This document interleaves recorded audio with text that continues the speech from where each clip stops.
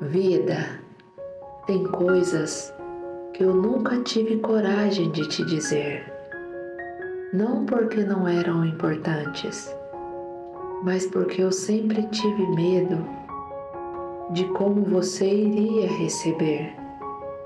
Mas a verdade é que às vezes eu me sinto insegura dentro do nosso relacionamento, como se eu não soubesse se ainda sou tudo aquilo que um dia foi para você.